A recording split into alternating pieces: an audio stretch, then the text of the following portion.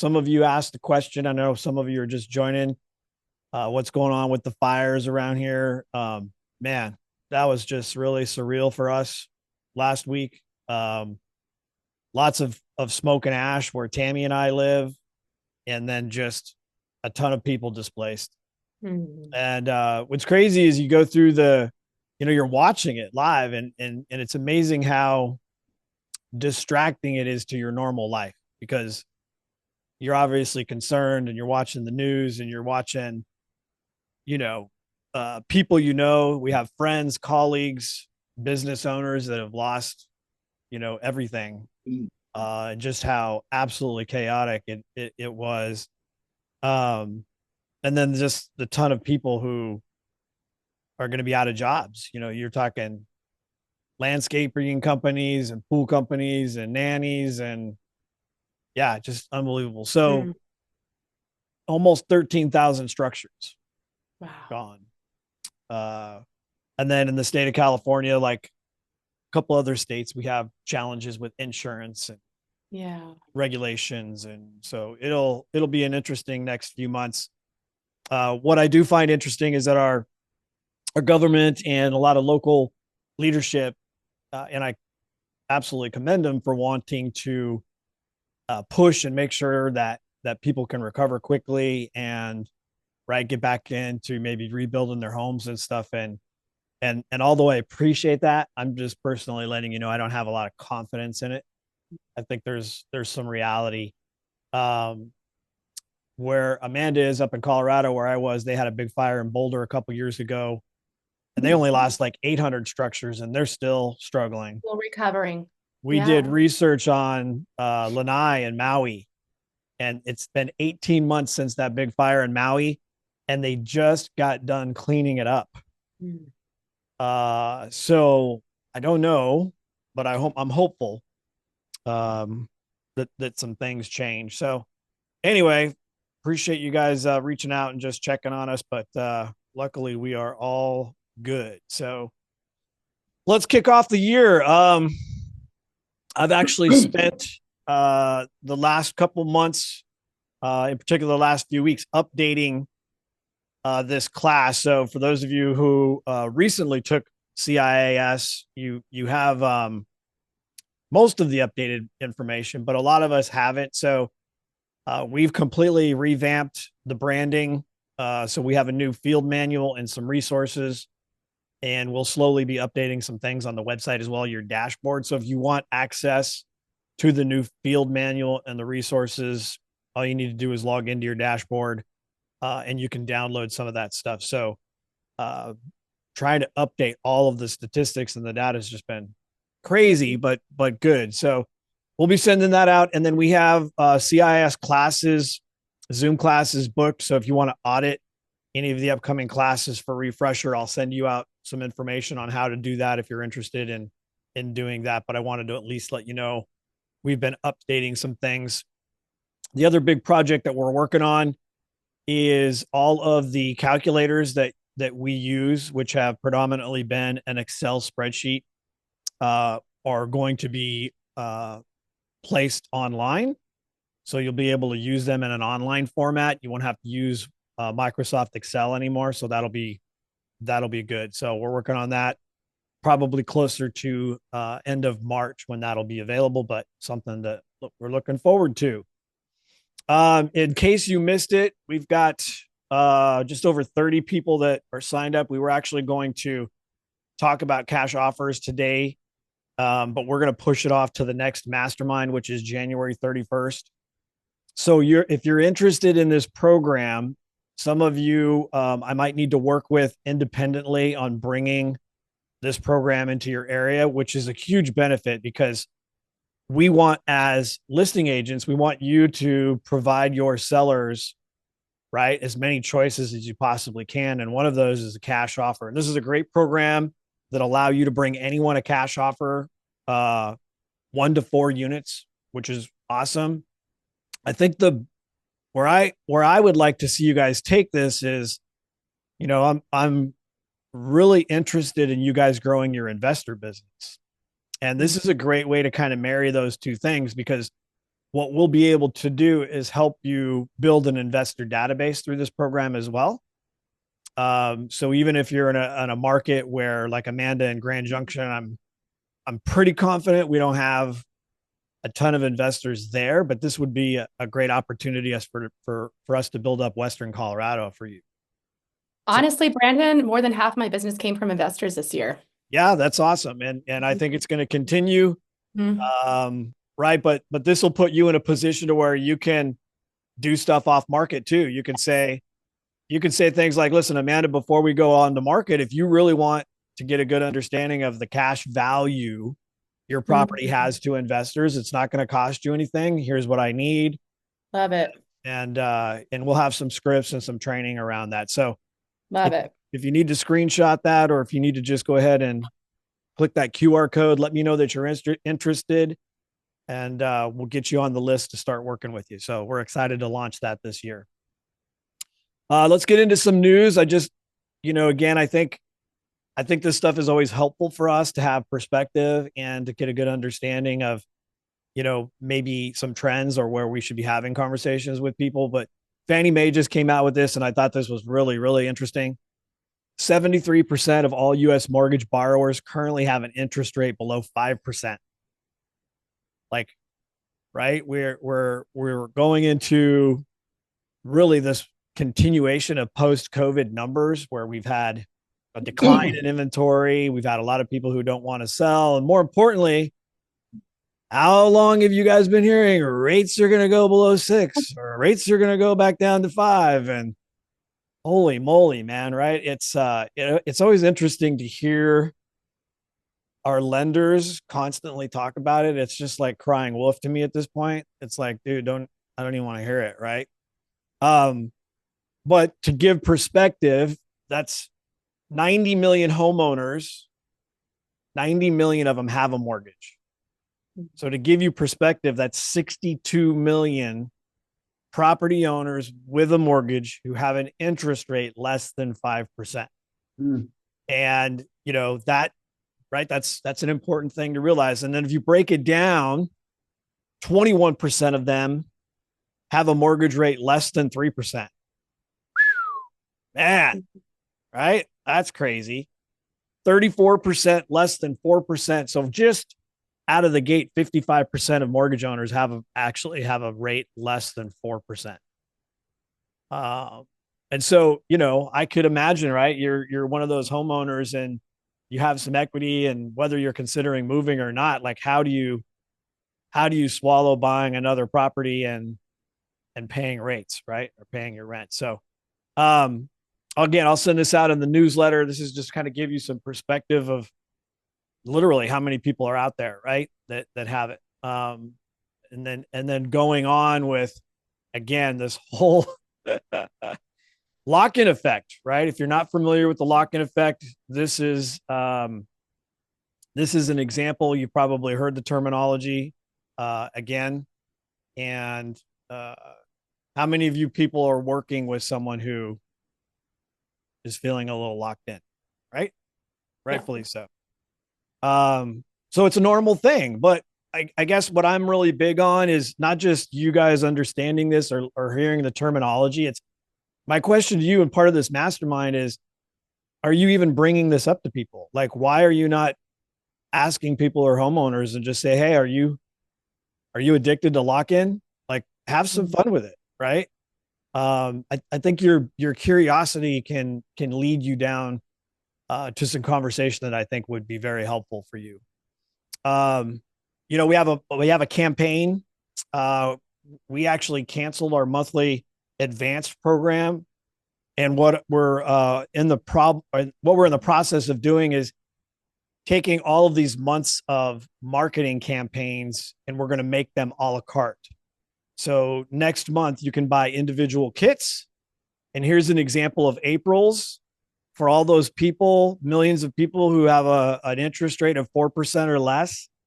Guess what that means? That means there's a high probability their property will cash flow as a rental. And our whole goal in life, right, is to help people build wealth. And there are a lot of people who own property who would never think of keeping it as a rental and making it their first investment property. So we have a whole marketing kit that's just geared around why keeping your current home as a rental property makes sense. Mm-hmm. Right. And again, this is about conversation starters. This is about, you guys are in a very competitive space, real estate agents. And, whether what happened with NAR is good or bad, there's still residual. There's always attrition in this business. And I can tell you that there's still another 500,000 people who are taking licensing in this country.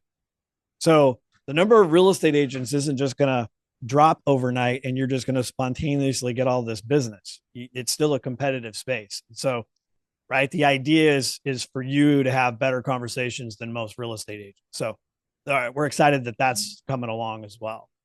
I was also reading through this Fannie Mae report, and I thought this was really, really interesting because we are talking about rates and supply. What would it take to restore housing affordability to the same levels pre-2019? Mm-hmm. Number one, we all need a 60% increase in our income. Mm. So what are the chances that's going to happen? Yeah. Right. Well, I mean, that'd be awesome. So that's one way to do it. The next way is if home prices fell 38%. I don't know that that's going to happen. And going back, by the way, I have a friend who a couple of years ago decided to get into the YouTube, what do you call it? Influencer space, right? And I've watched his channel grow. And if you actually go to his channel and you look at his videos that he makes every week, for just over 2 years, he's been talking about how the real estate market's going to crash for 2 years. And the number of people who actually watch those videos, which I find interesting, right? So he's made a business out of it, but it's the fear factor. And then there's the reality of, I haven't seen any real estate crash yet. Matter of fact, the prediction for this year is another 4.5% increase in house prices. Right. So I don't know that that's going to happen, but that's a big swing. And the third one is if mortgage rates fell 4.7 points. In other words, they'd have to go from 7% to 2.25%. So what does it all mean? It means if you're hoping and praying that something significant is going to happen to change affordability, I don't think it's going to happen overnight. I think this is just another correction. This is going to be my 32nd year in real estate. I've been through several recessions, and to be fair, none of them have been the same. Mm-hmm. And I don't really expect what we're experiencing here to be something of the past we would consider to be normal.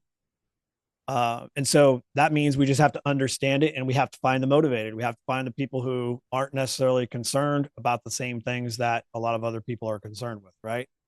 So interesting demographics. The other thing I found interesting was the numbers that are coming in. These are the net migration numbers for each state. So California is the biggest there, but obviously the largest growth is still in the Southeast, believe it or not, right? So if we take the top 5 states, Texas, North Carolina, South Carolina, Florida, and Tennessee. And I always find this interesting because Florida, if you're to look at inventory, Florida is one of those states that's had the highest year-over-year increase in inventory available for sale, but yet they also have, right, they're in the top 5 for net migration into the state. And then on the flip side, where I live in California, you have hardly any inventory. We still had a 6.8% year over year house price increase in 2024 from 2023. And yet we had 240,000 people leave the state of California, right? I don't know what fires and insurance they're going to do. But Florida has similar insurance challenges with the hurricanes, and they have a lot of growth, right? Completely different government, but nonetheless, right? So why is this important? Because again, you should be running a referral business.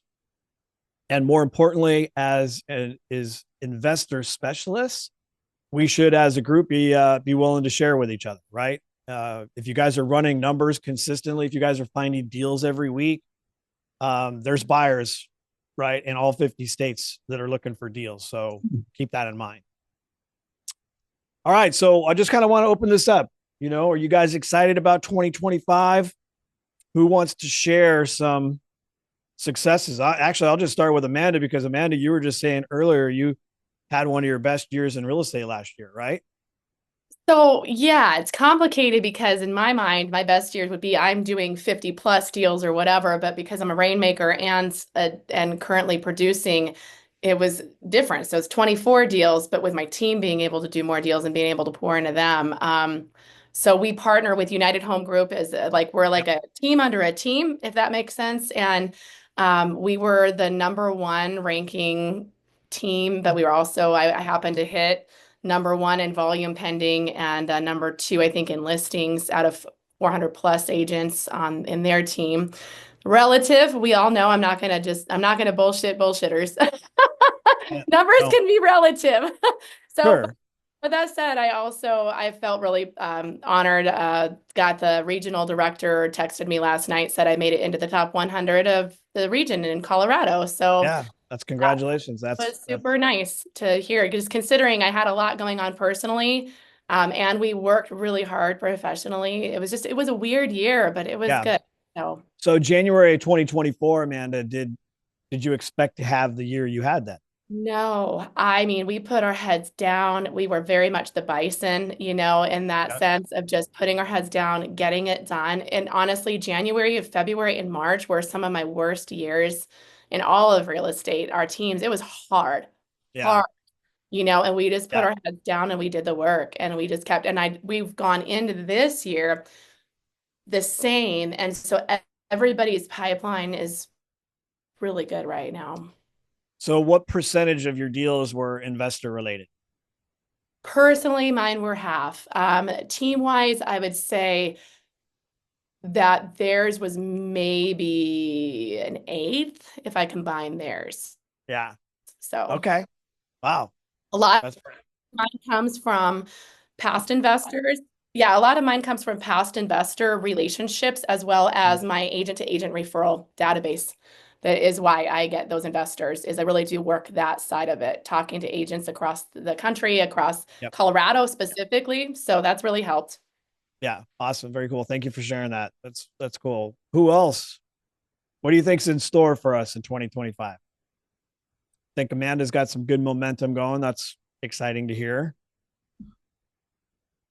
Alan, what's going on in your neck of the woods? Oh, it's going great. Remember, I'm also in California in the Yep. Pasadena area. So Yep. we've got issues there. So how do Our you second feel office in Sierra Madre burnt down. how do you feel things are going to be for you guys in 2025 with everything that's happened then? Oh, it's still going to be good. I'm in Nevada also. So I got the Yep. Nevada market where people are going to be coming here, of course. And then in the Pasadena market, everybody's got to rebuild. So we're Yep. doing all we can to help. Yeah. All So, right. Well, that's good. Well, let us know if we but can what help. it is, it'll allow me to have more connections with people Right. because of it. So Yeah. Yep. Exactly. All right. Who else? What else is going on out there? You guys have any concerns? Any worries? John? Business as usual. Yeah. Not Uh, really worried about much. No, I'm not worried about much. I did see this past week a huge uptick of people interested in my listings, so that was I didn't expect that. So I guess everybody is over the holiday doldrums, as it were. Yeah, Um, I think they're over that and the interest rate stuff. Like, I mean, I'm big on sharing numbers, and if you were a serious buyer, I would sit down and share with you the cost of waiting. Mm. You sitting around waiting for the real estate market to crash and interest rates going, you just lost $60,000 in equity. Like, how's that working out? How does that even make sense? yeah. Right. And so hopefully you guys are doing something similar as well. But um, I did my forecast in December. So I'm that's the first time I've ever done that. So I'm waiting until the end of the year to see how I fared. Um, but I think there's going to be a few more things happening for those of you that spend a lot of time and money on TikTok, oh man, I'm not quite sure. I don't know if you guys are watching the news, right? Can you imagine banning TikTok? That's supposed to happen on Sunday. We'll see. We'll see what happens there. How many of you do any business on TikTok, or anyone on this channel use TikTok? Okay. Nobody wants to admit it now. It's like I keep asking people who voted for Biden, and nobody wants to tell me they did. Golly. All right, there you go, Alan. Thanks, man. I appreciate that. All right, so tip of the month. Here are rates today. Again, to me, it's like the stock market. They go up, they go down. They're I've never seen a swing of 1 full percent. But they go up and they go down, right? So being cognizant of where rates are is extremely important, especially when you're working with traditional buyers and sellers, investors. It's always about the math. But I want to emphasize this because I still talk to a lot of agents who are just not having these conversations with their lenders. And I don't care if it's a traditional lender, a broker, a loan officer at US Bank. I don't care if it's an investor. What we don't talk enough about is this right-hand column here, permanent buy down. Now, post-COVID and when rates started really to creep up a couple years ago, it was a very common practice for the lenders to talk to you about like a 2-1 buy down was the most common thing you heard, or maybe a 3-1 buy down. But screenshot this. This is the math. And how this works is it's easier to do with a mortgage broker.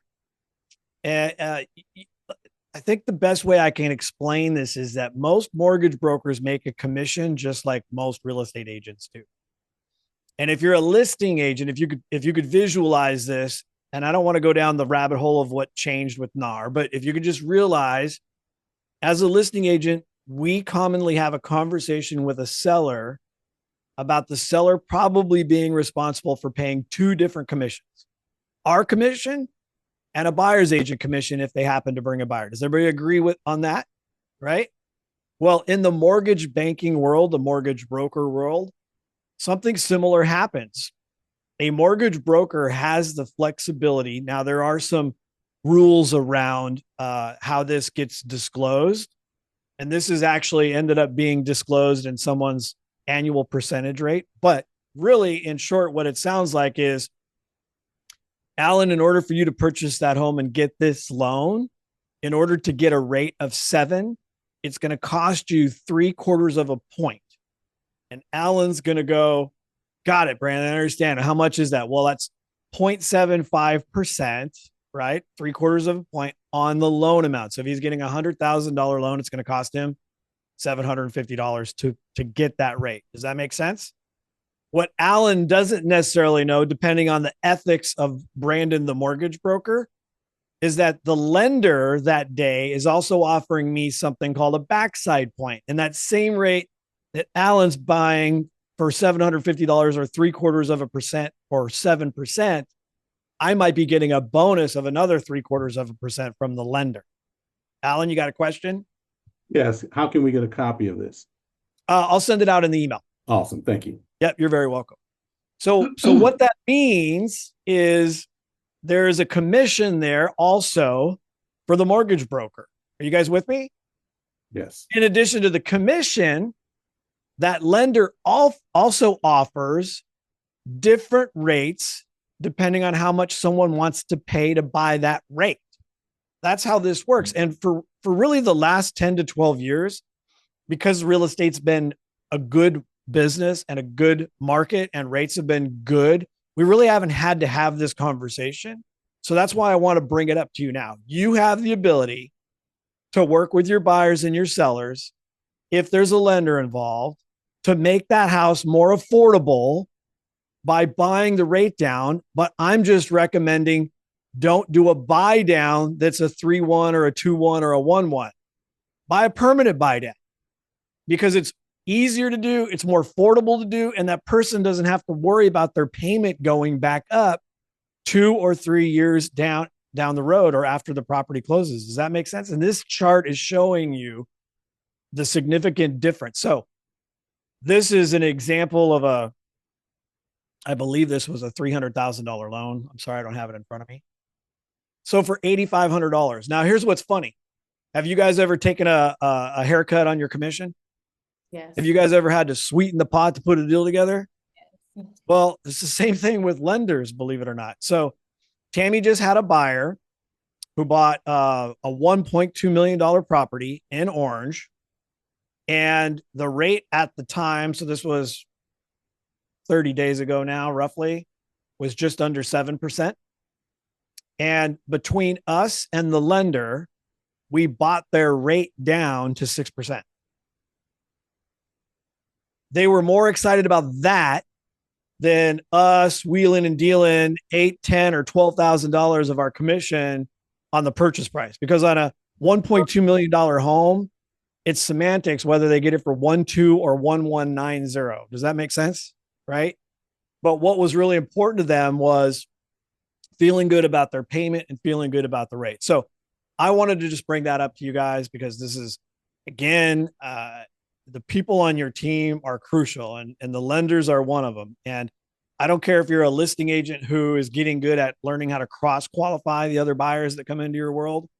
But having the ability, or at least having the conversation with the seller, what if I could get you that price you're looking for, but it might cost you $8,000. And instead of it going to closing costs, it went to buying the buyer's rate down. Guess what that does? That does a lot for the buyer, man. And I think it's just really good marketing that you guys should consider doing. So that's my 2 cents. Any other questions on this or how that works? Okay. So consider that. All right. That was short and sweet today. What, anybody have any questions, concerns? What can we do to help you grow your business? We got Thank cash you offers for sharing those Oh. nuggets. Yeah, of course, Whitney. Sandra, what were you going to say, hon?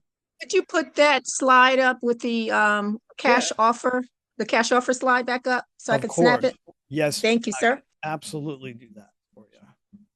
There you go. Yeah, we're excited about this. And again, I think it's just a good conversation starter. These are real people. This isn't like some of the automated valuation models that are out there. Knock, open door. A lot of them, they just arbitrarily throw a number out, but it's not even a real buyer. It's a bait and switch program. These are real investors. And a lot of times the seller in these scenarios is they're gonna see the number and they're gonna go, well, that's not what I was thinking. And you're gonna have to go, I understand that, right? These are the choices that you have. I can get you cash right now. You don't have to put your house on the market. You don't have to pick up your underwear. You can get right out of here if you want, right? Or if you want to make a little bit more money, the right way to do it is to put it on the open market and see what happens. It's just, there's a lot of stuff that comes with putting your house on the open market, folks, right? And I wouldn't be surprised if you guys see this trend continue with a lot of other companies. So I think this is a good opportunity for you to get good at having these conversations with property owners. The cool thing is you don't have to go to market, right? So I'm excited to share that with you guys. Okay. 2 weeks from now, I think it's going to be a great year. I have a lot of great positive energy from our investors. People are still looking for opportunities. There's still renters out there. There's still ugly houses out there. It's never going to change. So I look forward to helping you guys grow your investor business. Everybody have an amazing rest of your week and your weekend.